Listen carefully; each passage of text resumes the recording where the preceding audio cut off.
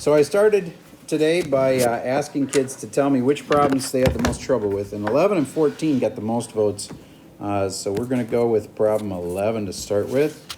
Problem 11 is proving an identity. Now we do have a key for this thing, so that's, you obviously can look at the key, so that's not the issue. But in strategy, if I look at this thing, I want to just talk about strategy for a second. Like, how do you approach this kind of question?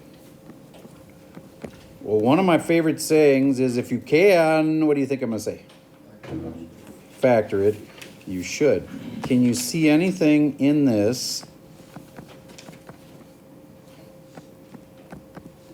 the red part or the black part, that can be factored?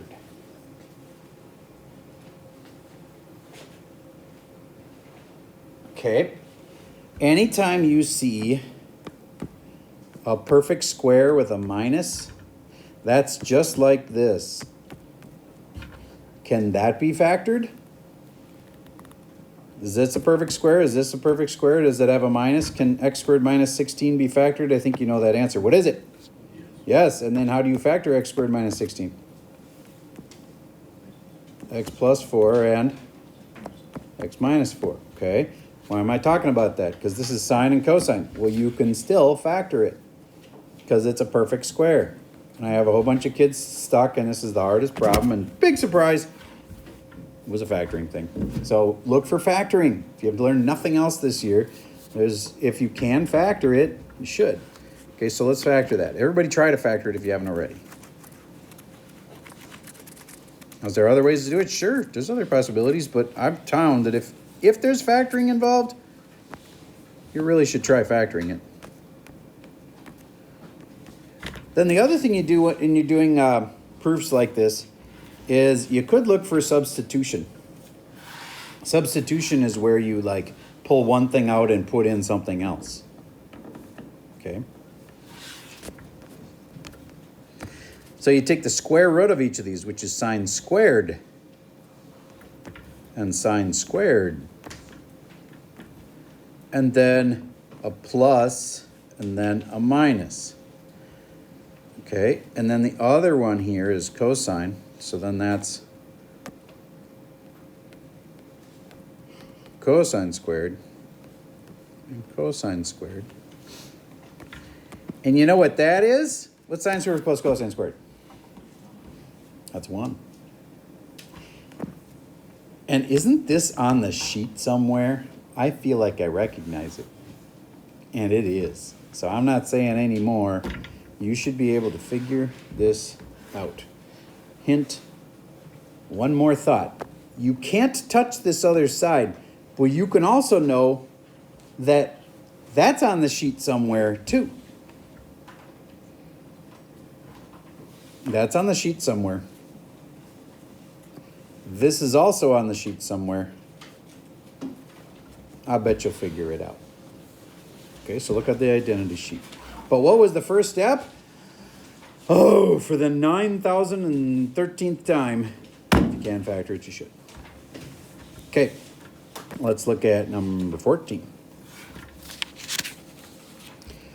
Okay, I'm not going to do that exact question, but I want you all to find some scratch paper. Every single one of you, find some scratch paper or virtual scratch paper and try this one with me. It's going to be very similar. Sine of theta is 1 over 3. And right away you should be like, that's not one of the classic triangles. So I'm suspicious, Mr. Server. I can't figure out the angle for that one. You're right, you can't. But you can still draw me a triangle for it.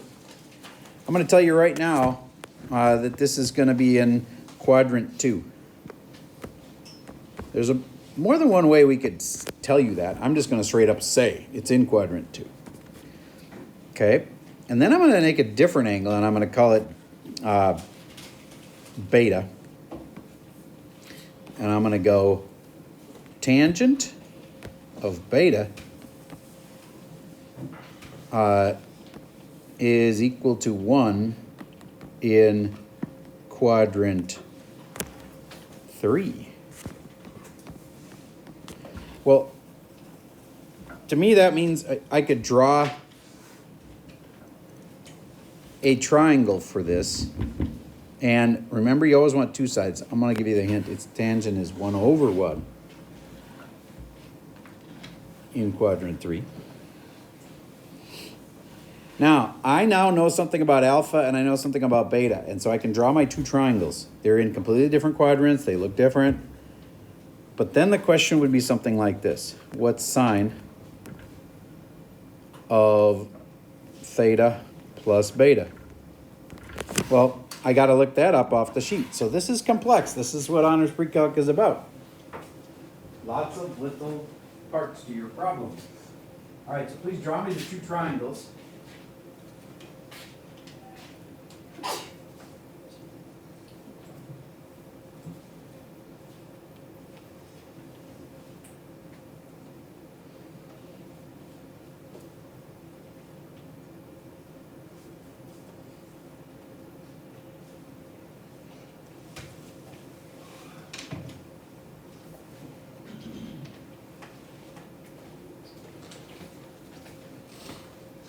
Okay, Tadros, tell me about this triangle for the first one. That's in quadrant 2. I know that's in this remaining quadrant there, so I'm drawing a triangle. Now what? So sine is opposite over hypotenuse. 1, 3? Yep. Do I need to know the other side? Definitely. What is it? Square root of. Square them both. Square root of 10. And that's if it was the longest side. Square root of 9 minus 1. Let's just say it that way, so it's square root of 8. Okay? All right. Now, why do I need that? Because of this thing. Tadros, your job to go find that on the sheet. And I'll come back to you. All you gotta do is read the sine of something plus something off the sheet. All right.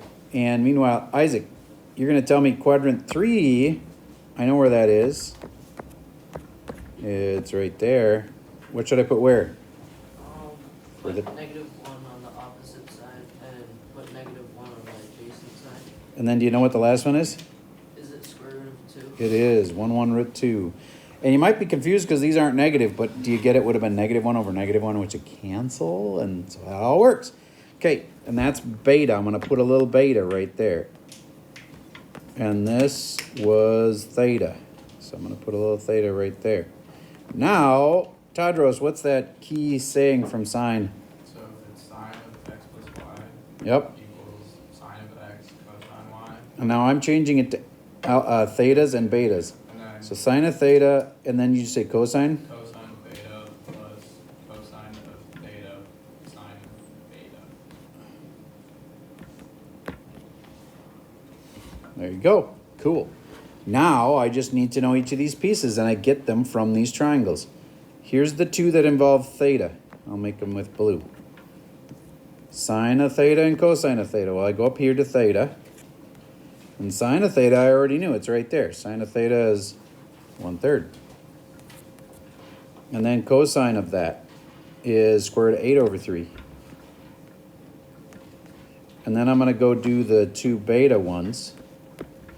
And that's from this. And cosine of that is adjacent over hypotenuse, so negative 1 over root 2. And last but not least, sine is opposite of hypotenuse, so it's negative 1 over root 2. And then this is a plus in between them. There we go. So, negative 1 plus, oh, no, minus the square root of 8, because there's another negative right here. So, minus the square root of 8 all over 3 root 2. That's an example of how you do that kind. So remember, every single problem on this thing represents something on the test, or at least it could. I got one other question, and it got some votes, was number 9. And that's about, and I'm just going to give you a start on that problem. It goes 8 revolutions per minute. That's the first thing you do is write that. And you always include the units on this type of question. And you're always going to multiply it by a bunch of things. This is for problem number 9. Okay. Isaac, what's a revolution the same as when we're talking about a wheel? Like, is it the circumference? It is the circumference. It's all the way around, right? So then I'm going to replace one revolution with one circumference. So what's the circumference formula? Do you remember it? It's like diameter times pi. Yeah, pi times the diameter. What is the diameter in this case? 4 feet. Yep, radius is 2, so the diameter is 4. And this is in feet, and that's important. Now, is the problem done? No, but that's the hard part of the problem. So there's some help on one like number 9. Start with the rate, and make sure you're careful with the units, and then start getting units to cancel. The next thing I'd be thinking is, unless I want this thing to be in something per minute, then I'd get minutes out of there. And I'd go, look, minutes are going to cancel. And so I figure out, oh, how many minutes is with how many other units? Well, it wants seconds. And so, anyway. Just think about canceling units until you got what you want. All right. I also had a suggestion on number 4. That one, I've got 2. I'm going to give you just help, not finish it. I've got a non-right triangle. This is 100 degrees at C, and this is 24. And here's B, and here's A, and this is 23. Okay, and they want the area of this thing. Well, I right away go to the 2 formulas that I know for this. If I know all the sides, I can do the semi-perimeter thing. But I don't know all the sides. Like on number 3, I would have used the semi-perimeter formula, which goes like this. That the area is the semi-perimeter minus A, semi-perimeter minus B, semi-perimeter minus C. Okay, that's a good one if you know all the sides. But for this one, I'm going to bust out this formula. 1/2 AB sine of C. Do you get how powerful these formulas are? Like, you're just not going to be able to do this unless you know a formula. Do you get on the ACT test? They don't give you any formulas? No formula sheet. So you either know that formula or you don't. And if you don't know that formula, I don't know how you're going to do it. Maybe you could find a way, but I guess since I know this one, obviously, maybe I could go find the third side of it, which wouldn't be that hard. And then I could do my semi-perimeter thing. But it wouldn't work out nice because this is not going to be a nice, clean number. It's probably not going to be something simple. It's probably going to be like, 32.65. All right. So 1/2 AB sine C. Well, what's C? Well, I know that one. That's 100. And A and B, I know those. A is right across from A here. That's A. And then this must be B. And so I can just put them all in.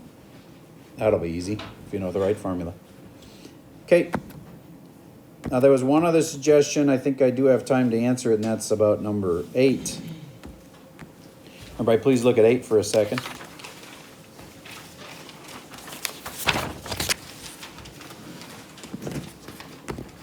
This is a very good problem. You will see this on the ACT almost guaranteed because it makes you know so much about circle trig. So I'm not going to do number 8 for you, but I'm going to ask you to do one like it with me. So everybody write this down. Cosine of theta equals 4/5. And they could tell you what quadrant they were in a million ways. They happen to be doing it the way where they say it's between pi and 3 pi over 2. Okay? I'm going to say that mine is between 3 pi over 2 and 2 pi. So do you get that I just said it's from here to here? And that means I just told you it's in the 4th quadrant. And you draw the little picture, and then they said, in this problem, find the other 5 trig functions. That takes a long time, so let's just find sine. What is sine of theta? Maybe we'll do cosecant after that, though. Don't say the answer. Is it a question or an answer? An answer? Okay, hold that thought a second. So these 2 have been nominated. Everybody look at number 17 with me, please. It is a sketching question. And they want me to do cosecant. How about if I just do the same thing, except I'll use one of those other weird functions. I'll do secant. Okay, and it'll be just like this. So, for number 17, would you all please try 2 secant of x minus pi? So first thing you'd want to do is graph the sister function. Which is the sister for secant? Tyler? Cosine. So cosine goes like this. Cosine is a big valley. And I like to always do these in 4 parts. I think you'll find that there's 4 logical little parts. Okay, and this is 2 pi.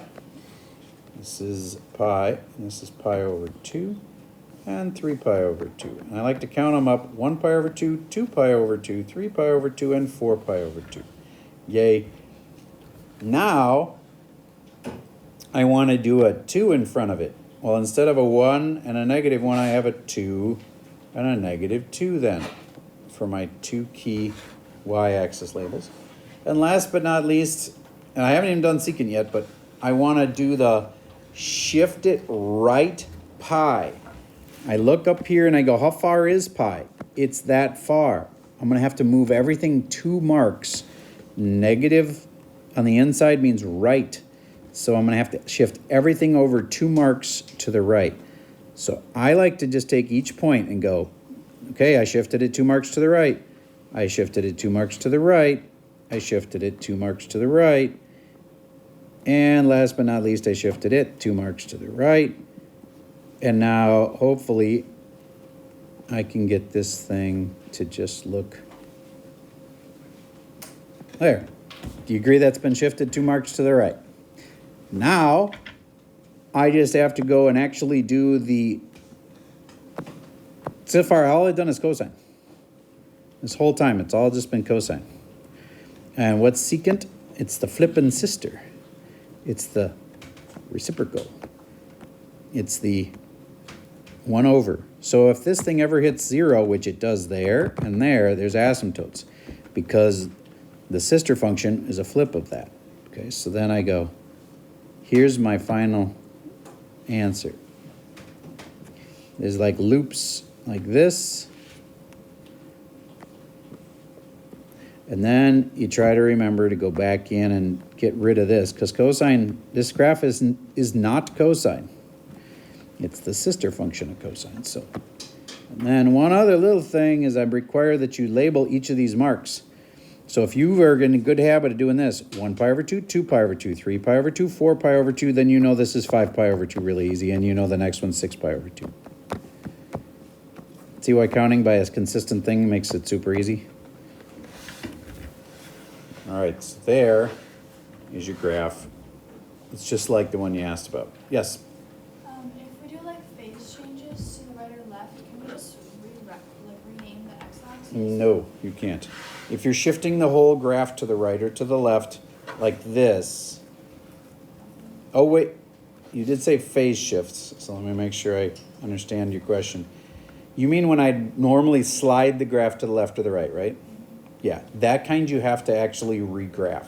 You can't change the numbers. But if this had like a 2 right here, that kind you can just relabel. And how would you do that? If there was a 2 here, you'd put a 1/2 on all the labels for the x-axis. Okay, that was a good question, and I think this is the last one, and then you're just going to get a bunch of work time where you can come up and ask me individual questions if you want. There's a question like number 25.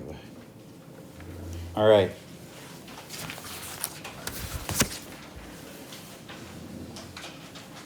I'm writing the actual problem here. We'll just do the first step instead of making you do a different one.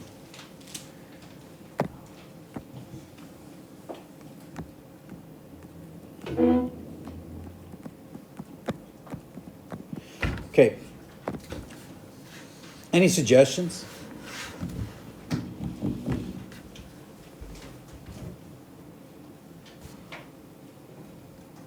Two kids. All right. Well, when a big bunch of kids are stuck in a room in pre-calc, I always think, okay, if you can factor it, you should. Does this look like there's a chance that it could be factorable? Well, this has got a cosine squared. And this is a cosine that's not squared. There's a chance that this thing factors. Okay. Double checking that I wrote everything out right. Yeah, it looks like I wrote it out right. Mr. Doge, any suggestions?